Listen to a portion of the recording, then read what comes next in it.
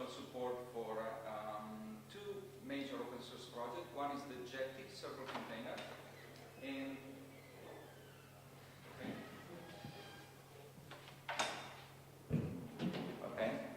and the other one is a web messaging library and framework called Comedy. This is what we're going to see today. The agenda is we're going to define what is mechanical sympathy. We're going to have an introduction to modern processors, so the physical CPU we run our computers.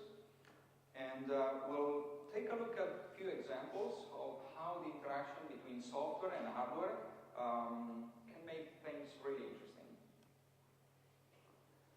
Mechanical sympathy. So the term was coined by Jackie Stewart, which was the famous Formula One driver. And Jackie Stewart said that in order to drive a car at its best possibilities, you have to understand how the car works. The pilot does not have to be able to build the engine, but has to understand how the whole car works. So he has to understand how the engine works, how the suspensions work, the brakes, the steering wheel, and everything. Because only with this kind of knowledge, it could drive the car in a much better way. So the term was revived by Martin Thompson, which I basically owe most of this presentation. Martin Thompson is a consultant and has been very well known in the Java world for his work on high-performance computing. So we can have an analogy between the driver of the car, which is the software, and the car itself, which is, in our case, the hardware. It also means that in modern processors and modern computers, who is writing software has to pay attention to the hardware. It's not anymore the case where you can just write blindly software, because in that way, probably your software will not be really, really good. So for any software writer that writes library that are to be consumed by others, they have to pay attention to the hardware too. So let's have a look how the modern hardware works. Because there has been this magic law that has been running for many years in the past, where every year and a half the CPU clock speed was doubling, and therefore software had basically nothing to do, because the only thing that you would do is just wait for 1 year and a half and then run your same software on the new machine, the new hardware, and by magic your software was going twice as fast. At a certain point, Herb Sutter said the free lunch is over, and because of how CPU are built, they cannot dissipate enough power and especially heat fast enough, so the clock speed has stopped. It's now a few years that more or less the CPU speed is around 3 gigahertz, so and has not grown. However, that doesn't mean that the CPU did not become faster. So in a way, the law where we just wait for time to pass in order to run our software faster is still kind of valid. This is an image of a CPU layout for a single socket. A single socket is made of multiple cores. Here there are 4 cores. Each core has 3 layers of cache. They are called L1, L2, and L3, and they are progressively further away from the actual core, the processing unit. All of these caches are inclusive, so the L2 cache includes everything. It's in the L1 cache for that particular core, and the L3 cache includes all the L2 caches for all the cores in that socket. Let's take a look at the access time for these caches, because the point of caches is that they reduce latency and they allow you, the processor, to access the data in a faster way. So for the L1 cache, typically access times are around 1 nanosecond. So it takes 1 nanosecond for the core to go to the L1 cache, fetch data into the CPU itself and into the core itself, and then use that data. If it has to go to L2, it takes 3 nanoseconds. If it has to go to L3, it's 10.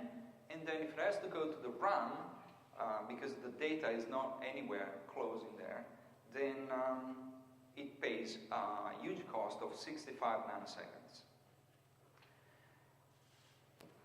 The modern CPU are even more interesting because they're they have this characteristic called that they are super scalar. What does it mean?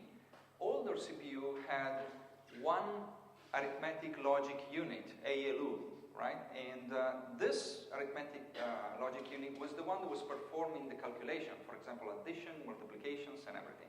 Now, modern CPUs have more than one of these, so they can actually perform in the same clock cycle 2 operations at the same time, okay? This is, in the example, I have 2 additions here, and the operands of these additions do not depend on each other, so they can actually be performed in parallel in the same clock cycle by the CPU. But it goes even deeper than that. Modern CPU can perform something that is called out-of-order execution. So let's take a look at this example here. We have the first operation, there is a multiplication. Multiplication takes a few clocks to be executed, okay? The second is an addition, however, it depends on the results of the first multiplication, while the second addition doesn't depend on the previous operations, okay? So what happens is that CPUs can actually start performing the multiplication, which takes few clocks, then perform the last operation, which is an addition, and just takes 1 clock. And then perform, when the results for A is available, then perform the second operation. So what you will see is that the memory for the data that you're accessing is accessed out of order. So B, in this case, is accessed here, but also here. So it's a very interesting property of the CPU. So how does it work? Because if the CPU can execute things out of order, then how it is the semantic of my program to be correct, right? So the fact that the operations are being executed, that doesn't mean that the effects of those operations are visible, okay? The results of the operation are kept into buffers, and then the CPU is able to reorder the results in these buffers and apply the effects of those operations in the correct order, as you would expect, okay? So CPU are pretty strange and complicated beast. So let's go for a quiz now, okay? It's a very simple code. We have a simple array, very small, just two slots, and we go from 1 to a bazillion, and then we sum. We increase the first element of the array twice, okay? This is loop 1. In loop 2, instead, what we do is that we increase first the first element and then the second element. Okay, so raise your hands. Who's thinking the first loop is faster? Okay. Second loop is faster? Almost everybody thinks the second loop is faster. Who thinks they run the same speed?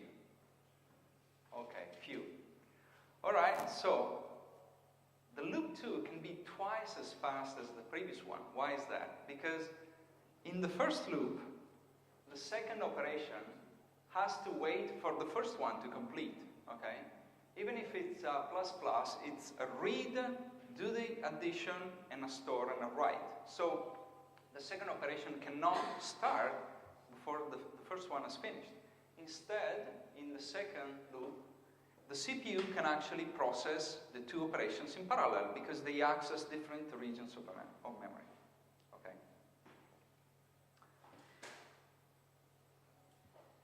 More CPU surprise. Modern CPUs are really fast. They usually run at 3 gigahertz. This means that they have 3 clock cycles for every nanosecond. Okay. If they are this parallel and they have many processing, they are super scalar, as we see, they can execute out of order execution and so forth, they typically can execute something like 4 or even more instructions for every clock cycle. If we are going to, so the potential instruction rate is basically 12 instructions per nanoseconds. If we're going to access data from the main memory, we are going to pay a cost of 65 nanoseconds, okay? So multiplying that, it gives around 800 instructions that are being lost just because my code is accessing data into main memory that is not in the caches, okay? 800 instructions are really a lot of instructions. Bear in mind that, for example, for a normal Java program, the fact of just doing new object, so instantiated a new object, is probably around 10. So 800 is a lot of objects that you can create in that period of time, okay? So it's very important that you keep the data that you want to work on in the caches as close as possible to the processor that are actually using it. Like I said, developers have to pay attention to these access patterns. CPUs are also really, really good at guessing what will be accessed next in memory. They have components called prefetcher that are able to guess what is the access pattern in your program and say, okay, even before you actually execute the code that is going to need that particular region of memory, I'm going to fetch it from the main memory in the background, kind of in the background, and try to pull it in the caches, okay? The way they do it is they take what is called a cache line, which is 64 bytes from the main memory, and then copy those 64 bytes into the cache levels, okay?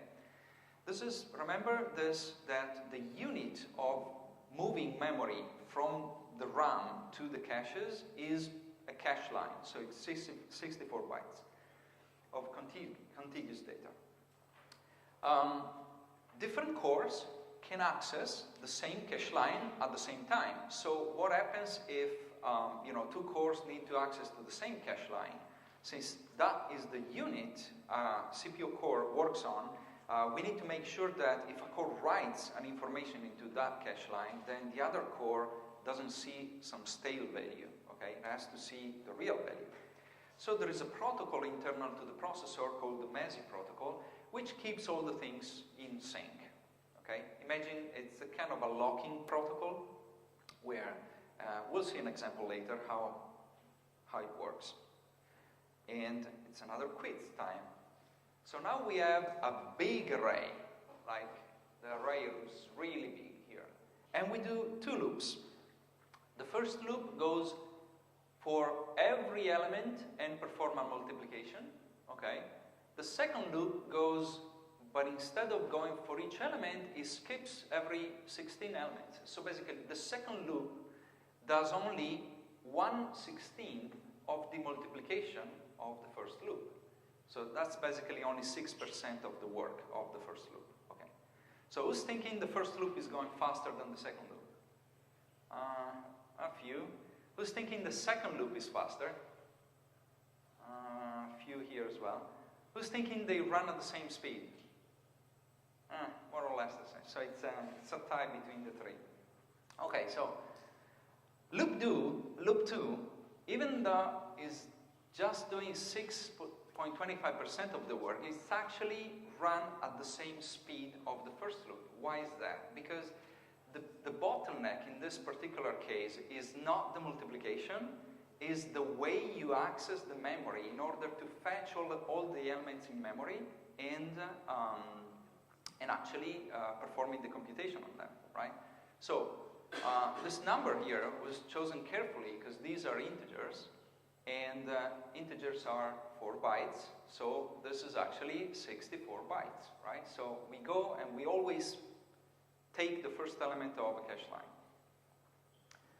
So the first loop, what does it do? It has to fetch a cache line, then run over all the elements of the cache line. The second loop, what does it do? It gets a cache line, okay, same 64 bytes, but then it just operates on the first one.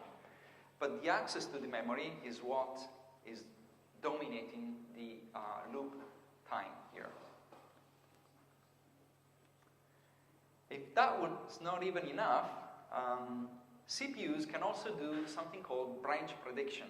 So if you have a jump, a condition, a test, and a jump, depending on the condition, so if-else in programming terms, then CPU can actually guess that the result of the test, the if expression, is true, and execute the true branch even before the expression is actually evaluated.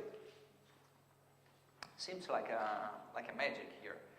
But they actually work in this way. And so what the CPU does is, I'm guessing that the expression of the if is true, okay? And I'm starting executing the if branch. And then keeping the results of the execution of the if branch in those buffers, remember? And then, when the expression gets finally evaluated, the CPU can say, well, now that I know that the expression was really true, I can retire all the computation that I've done and make the effects of those computations to be real, okay? Otherwise, the CPU says, oh, I was wrong, I guessed true, but the condition was false, so it's going to pay 3 to 6 nanosecond penalty, and then it has to go back to the loop, re-execute the expression, and then take the else branch and execute the else branch, okay? So CPU are really complex beasts, and in order to get information about all these characteristics of the CPUs, you have to use the right tools. Here I want to just highlight two of the tools that we have been using. One is called Java Micro Benchmark Harness, JMH. It's an OpenJDK sub-project, so you can go to the OpenJDK page and clone it and then use it. It's deployed in Maven Central. It's a great piece of code. And I really recommend you to, if you find yourself in a situation where you want to write a micro benchmark, do not use anything else but JMH. Everything else you're probably going to use is going to give you probably wrong results, okay? JMH alone would deserve a whole session, so I'm not going into details about JMH, but believe me, use that tool, because if you try to write your own micro benchmark, you're going to get it wrong for sure. The other very important tool that we use, it's called Linux Perf. It's a tool that is available in Linux, and it shows a number of information regarding the CPU counters and the hardware counters that are available in the CPU. So for example, you can get an information about how many cache misses you have, how many branch misses you have. It gives you an insight in how the CPU is working. So this is all good, this is all theory, but how does it apply to the real world? Why should I really even care about all this internal functioning of the CPU? So let's take a look at a few real code examples from Jetty. And this is something that a work that we have done in order to improve the performance of Jetty. So I'll give you some of these examples. Okay, so the first one is a typical hexadecimal conversion. You get a string that represents an hexadecimal number. This is, for example, very typical when you get URLs that are encoded, okay? So you get a string that represents an hexadecimal number, and you have to get back the actual integer, right? So typical implementation is, let's take a first character, let's analyze it and say, okay, it is between A and F, then it's 10 plus C minus A, and this gives us the real number. Otherwise, it's C minus the character 0. Okay, this is 48, and this is 65, and so forth, right? So, very simple. However, it has a branch here. As you can see, there's an if and then an else. And the if is basically random. I mean, it's very difficult to say most of the cases will be true or not. The only, probability that we can guess is that because we only have 6 letters, then out of 16, this will be run 6 out of 16, and this one will be run 10 out of 16. That's the only thing that we can do. However, there is another way to write this code, which is this one. So the ASCII character have been put in particular position because you can actually work on them using shifts like this one and get usable information out of it. So the same code as before can be actually written in this way. I didn't come up with this, I just looked it up over the internet, but it works. Okay. So as you can see here, there is a shifting, ending, pluses, multiplication, no branches. So what is the difference? I took JMH and I ran the benchmark. On my older laptop, the branching solution was running 270,000 operations per second, but the non-branching solution was running 700,000 operations per second. It's a huge difference, okay, for a micro benchmark. So it's interesting. So let's verify this with perfstat and ask perfstat what is the difference between the branches that are being taken and how many of those branches were actually evaluated wrong by the CPU. And it turns out that almost 12% of the branches were wrong in the first branch solution, while for the branches solution there were no branches, so basically no branch misses. So it figures, and it can make a big difference. Remember I told you to pay attention to the fact that the CPU fetch data in 64 line caches, cache lines, 64 bytes cache lines. Well, there is an effect called false sharing, which is related to this particular functioning of the CPU. So in Jetty, we use a customized queue for our thread pool. And the queue, as any queue, has an integer that points to a head slot into an array and has a tail pointer to the tail of this array, right? So what happens? It's a queue, we have an array, we append stuff at the end, okay? And we consume stuff from the head, okay? And then when we reach the end of the array, we just flip the indexes and then flip again, and it works in this way, okay? If we take an object of this class and we laid it out in memory, how does it work? Well, Java has an 8-byte header for every object it creates. And then we will have our head and tail, which are 4 bytes because they are integers, okay? So in memory, objects of this class will be represented with 16 bytes in this way, okay?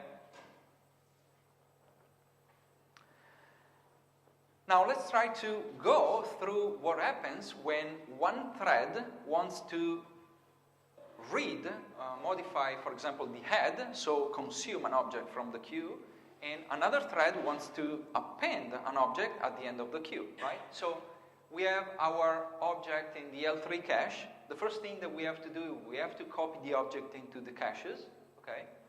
And then at this point, the processor can actually access the head pointer and write to it, okay? So this is a kind of a simplified scheme, but imagine it just goes into the L3 cache. It doesn't do exactly like that, but for scheme purposes. Okay, after it's written the head, we're all happy. Now, core 1, another thread, now wants to read or write the same object. So it has to copy the object also in its caches, okay? And writes the tail, same as before. Now, core 1 wants, again, to read or write, in particular, the head, okay? And by doing this in the L1 cache, it has to invalidate these values here. It has to tell to the other core, hey, I'm modifying the pointer in my L1 cache. So now I own the right value, and your values are stale, are out of date. You have to refetch them from scratch. So he writes the head down. Then core 1 says, well, but now it's my turn. I want to append something on the tail. And so it reads again the cache line. But core 1 says, oh, I just sneak into it, sorry, I want to consume another element, and I want to write again the head, right? So what happens is that this thread was late, it was not able to write the tail, and the same thread on core 0 was accessing the head again. So by accessing the head, it has to tell the other guy, well, you know, your stuff is invalid again, right? And so I can write. So core 1 says, okay, now I reload, it's my turn now, and you know, it works in this way. So what happens is that one core has to go to the L3 cache, fetch again, and then hope that nobody will actually sneak under the hood and you know, change the values, because otherwise it has to throw it away, go back to the L3 cache, reload it, and a lot of time is being spent just by going and fetching the data, okay? How do you solve this problem? Well, that's a solution. You have your integer head, then you pad and put a number of bytes in there so that the head pointer and the tail pointer are into two different cache lines, right? If they are into different cache lines, then core 1 can take the head and all the garbage that comes with it, which is not even used, and run and use the head pointer without affecting the fact that this other cache line can be used concurrently by the other core, okay? Since they are in different cache lines, the two cores can actually work on different cache lines, and they will not disturb each other, okay? This is just like an example, like a sample. Normally we don't do it in this way. There are different ways of doing it. And each way depends on how the JVM is actually implemented. But just to give you an idea that the key concept here is padding. If we have two pointers that are close together, there are very good chances that they are in the same cache line, and if we have two threads accessing these pointers, then there is a very good chance that it go into this false sharing problem, okay? In order to solve the problem, what I have to do, I have to put the two pointers away from each other, and the only way I have to do this is to pad in between with what you want to do. Let's take a look at the benchmark. Does it really work? Okay, so what happened was that without padding, we could run 600,000 operations per second, but with the padding, we could run up to almost 800. So that's a 26% increase in performance in micro benchmarking for this particular queue, just by adding dummy fields into your class, okay? 26%, it's a huge number. Now, you normally don't get this much of an improvement by doing other things, but this one alone was very worth.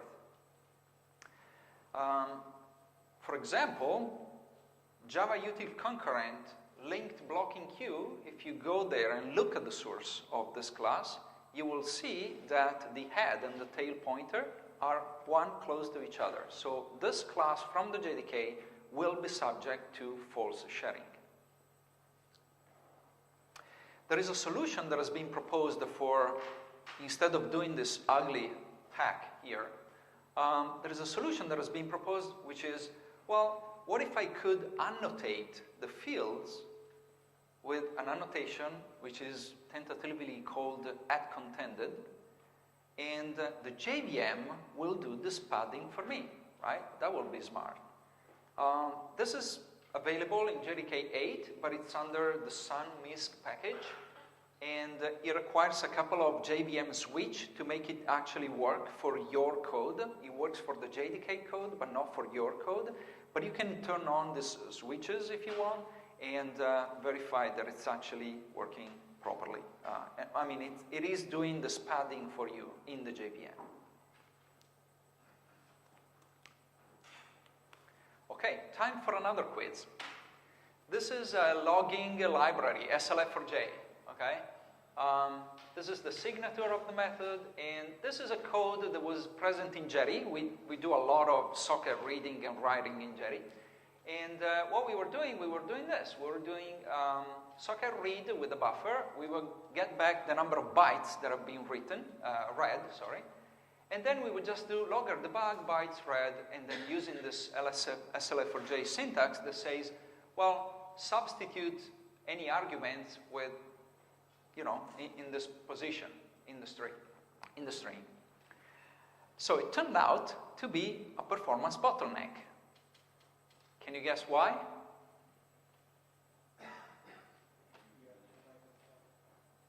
Say it again. Write to the file. Well, you have to write to the login file only if the bug is enabled. Okay, but if the bug is not enabled, then SLF4J will not write to the file, right? Still, with the bug disabled, it was a performance bottleneck. Now, the reason was that this method call takes a var argument. So every time you want to pass an argument, you have to create an array of object. You have to box the read variable, which is an int primitive, into Java lang integer. So create a new object, create two objects, and then passing those values to the method as arguments way before SLF4J can even detect whether debug is enabled or not, right? So the very interesting thing here is this, that integers, boxed integers, are cached by the JVM. So you can actually get the integers that are cached are the byte range, so minus 128 to plus 127. Those integers are cached by the JVM. So if we happen to always, you know, ask for integer 1 or integer 0, you will always get the same object, like it's cached. However, when we read from a socket, it's very likely that this number is outside the range, is not cached, and therefore we get a different value every time. And therefore, they're not cached, and therefore they need to be created. We need to allocate an object on the heap just for debugging. So what is the solution to this? You have to, you know, always, almost always, wrap the debug call into logger is debug enabled, which is something that the API wanted to avoid by having this string interpolation, right? The string interpolation point was, I don't want you to wrap and put the if is debug enabled because, you know, I'll figure it out for you. But the array creation is always there, and in this case also the integer boxing. So fun stuff. Let's go to the final example, or one of the final example, which is a little bit more complicated, but I'll run it through you, which regards HTTP processing and what we do in Jetty, okay? What we do in Jetty is this four-step process. We have a thread that does IO select. This is NIO, okay? Typical select call. It is being performed by a thread. And then we read the bytes from the sockets that have bytes available. Then we parse those bytes from the bytes into an HTTP request. And then we call the servlets with the servlet, with the HTTP servlet request object, okay? So in Jetty 8, it was done in this way. We had one thread called the selector thread in orange here that was doing the IO select. Then we would say, well, now we know what socket we need to read from, okay? We dispatch a new thread and we tell that thread to do all the rest. Why we do it in this way? Because at the end, we're going to call the application, and we have no idea whether the application is going to take 1 microsecond to complete or 20 minutes, because, you know, you can go ask for a query to a database, and the database will just take 20 minutes to return. So we can't stop the I/O selecting thread for 20 minutes, so we protect ourselves and the application as well by dispatching here and say, okay, if we're going to wait 20 minutes, you're going to wait it in this blue thread, it's out of a thread pool, and the I/O select can go back to its work and maybe select another socket, read from the other socket, and we're all good. Then we started developing Jetty 9. In Jetty 9, we said, well, you know, we can improve a lot. We can improve the I/O select loop, and we improved that, and it's actually faster in Jetty 9. Well, reading the bytes, it's from the JDK, so we couldn't do much in there. But we do a lot of work in the parsing of the bytes. We rewrote completely the HTTP parser to be way faster than the parser that was in Jetty 8. We use, you know, particular techniques to do this, but, you know, believe us, the benchmark, micro benchmark that we did reported that Jetty 9 was so much better that we were really happy. So we said, well, in Jetty 9, we could do this. We could take the I/O select in the selector thread, and then instead of dispatching here, we could just continue on that thread, okay? Because we have the socket, we know that the read will not block, because that's the principle of an I/O.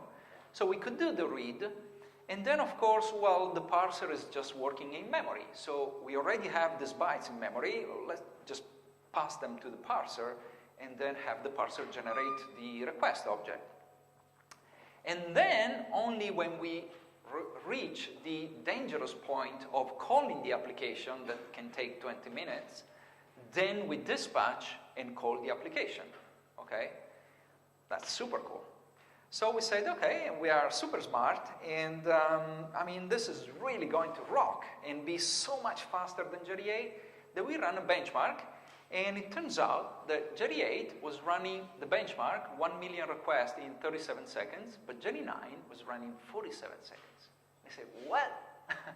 How can it possibly be that each piece of the whole component is faster in Jetty 9, but when you put them together, it becomes so much slower? I mean, this is like a big performance hit, right? So,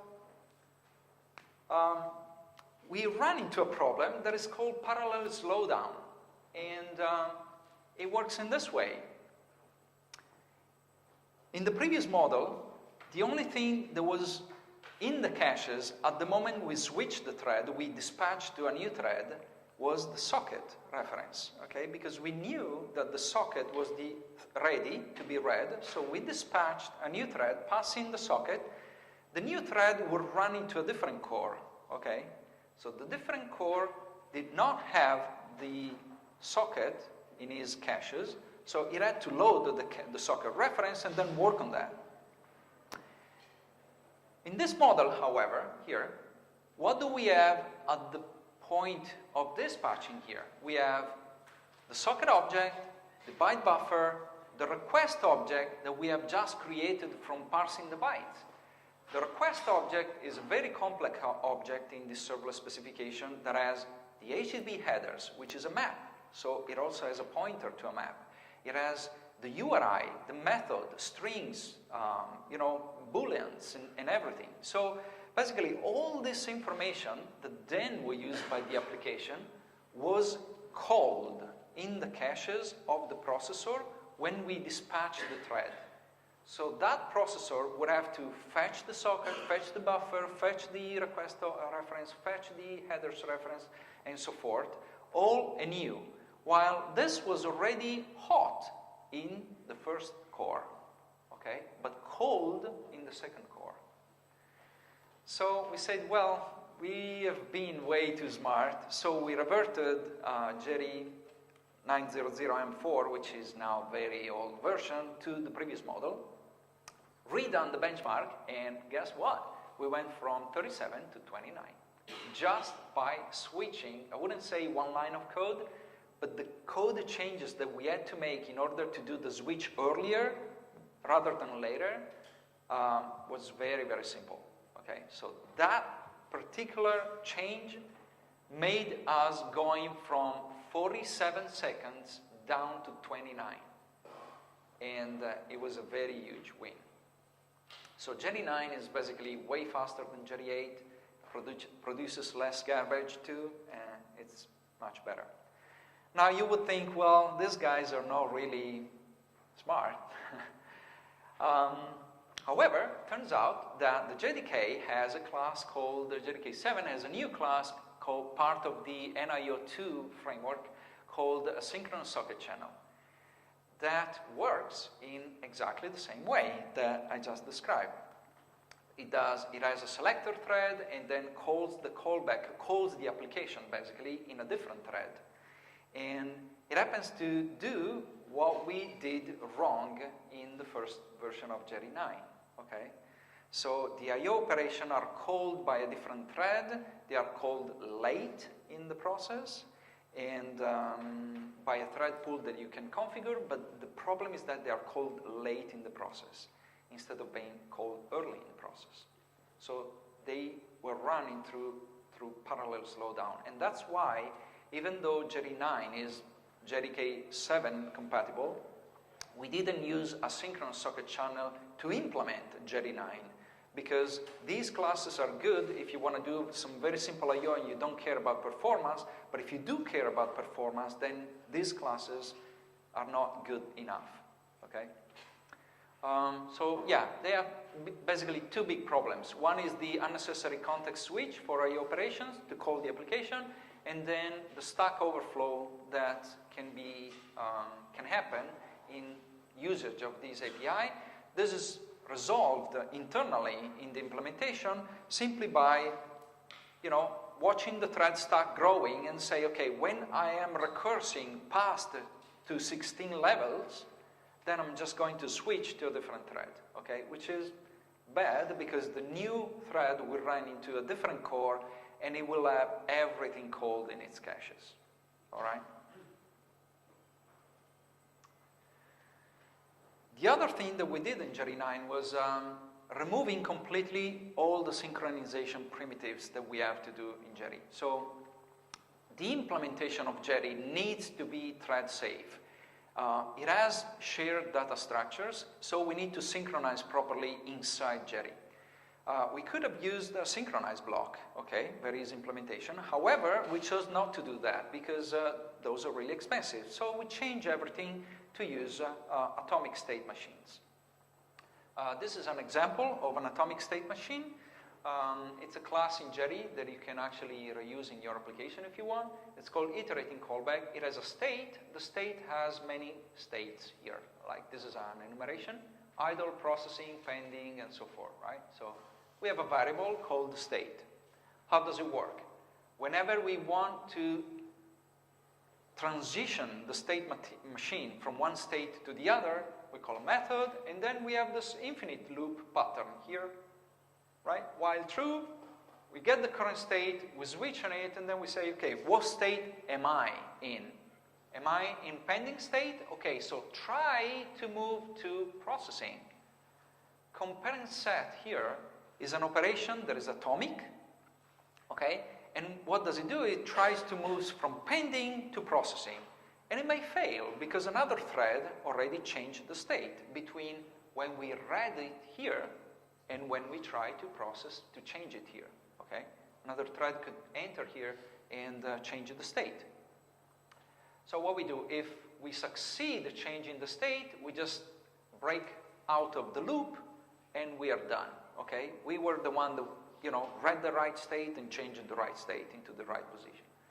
However, if we fail to change the state, then what we do, we just continue the loop and we go back to the while, get the new state, which now has been changed by someone, okay, because we failed, read again the state, and it will probably hit a different case scenario, and then we handle that too, okay? So this is non-blocking.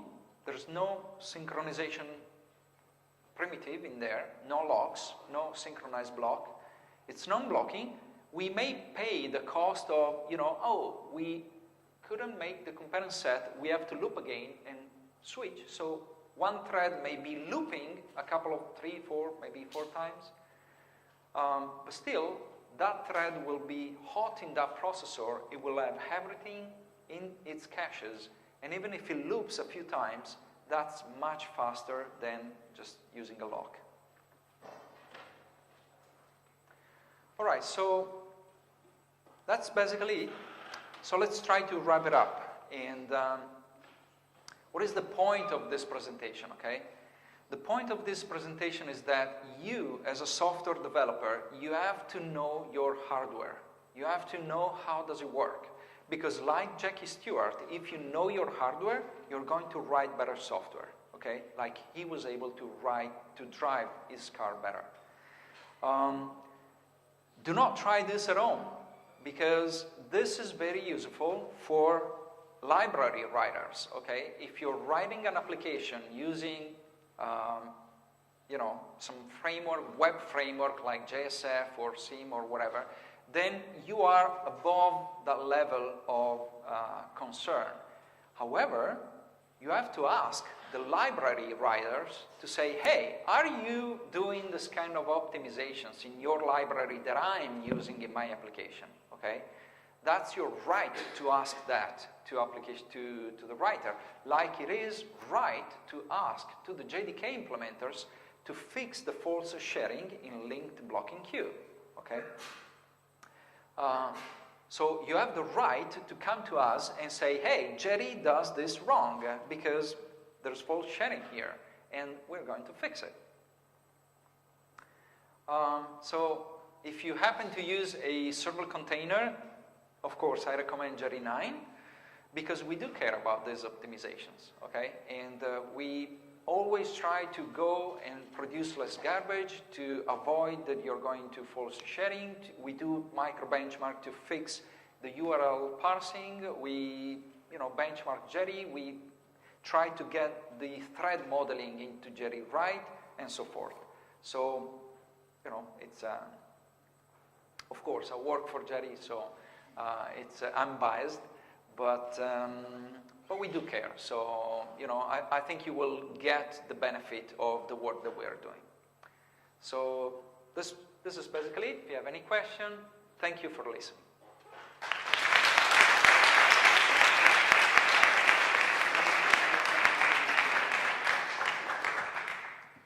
You can ask the question in Italian if you want, and I'll translate for the, yes. Can we go back to the JT9 context switch diagram? Yes. I would prefer, in this case, you're doing only one context switch, right? Yes. And you said that didn't work well for you, or?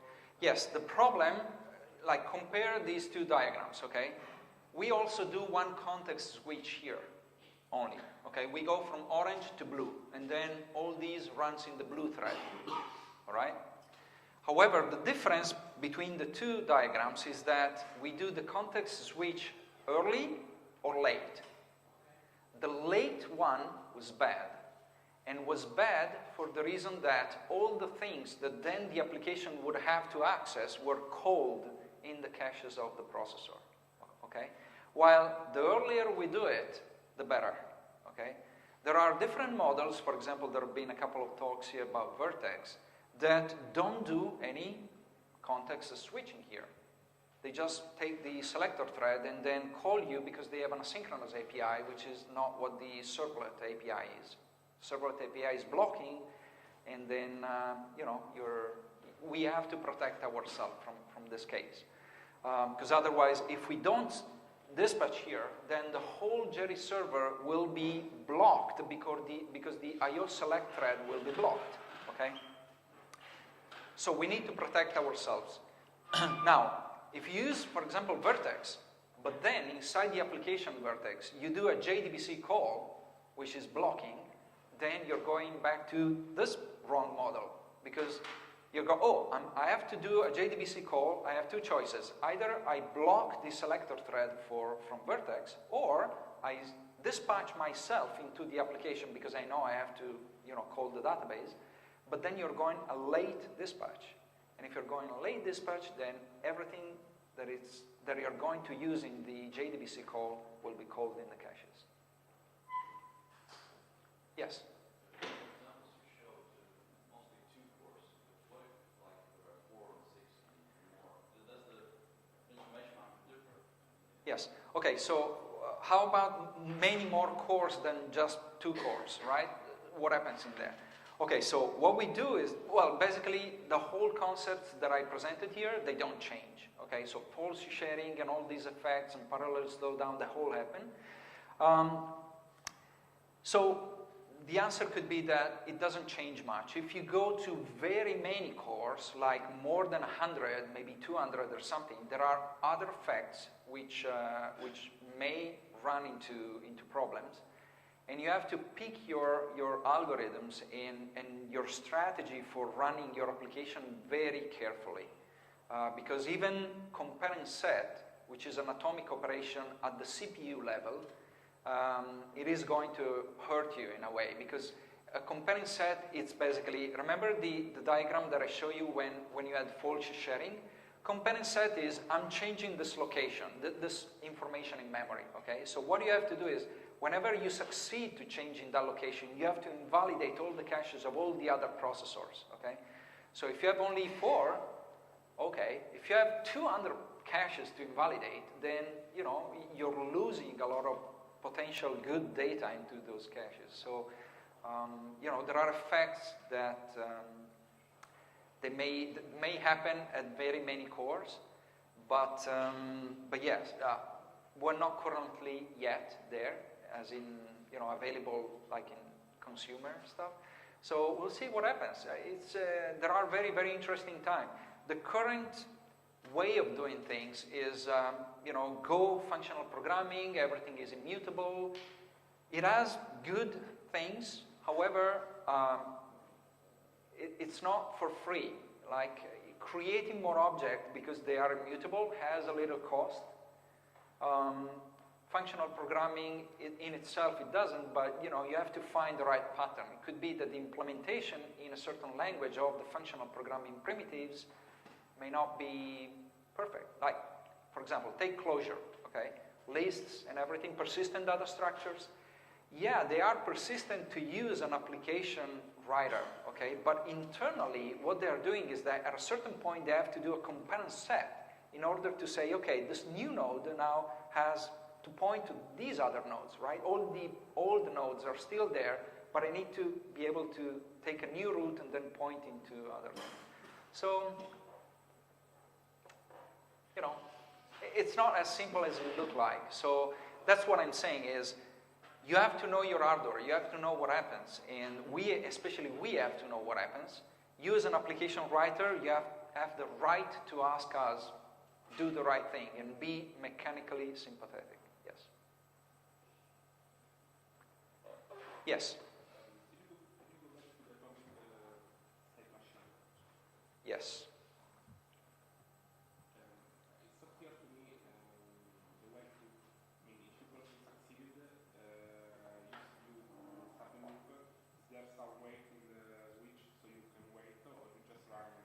No, there's no wait. So the question is, what happens when we fail the compare and set, right? So when we fail the compare and set, we basically go to the continue, which is the continue for the while loop. Okay, so we just loop. So the thread that is failing the compare and set is basically spin looping. Okay, so imagine this compare and set is failed by the same thread like 10 times. Then you're going to loop around 10 times before you actually get the chance, okay, now I made it, okay? But what is the good thing about this is that, first of all, well, there's another part of the modern CPU processor which I didn't speak about, which was about the fact that modern CPUs have idle states. So they go to sleep mode. So if you run and do stuff, then the CPU stays awake. But if you wait, then the CPU goes to sleep. And it's very costly to wake it up from the sleep mode, okay? So by having this failing thread to loop around here, what you get is you keep the CPU alive, And there is a very good chance that it's going to be, hitting the right case in the next time. So I think I'm out of time. And if you have more questions, I'm outside. Thank you.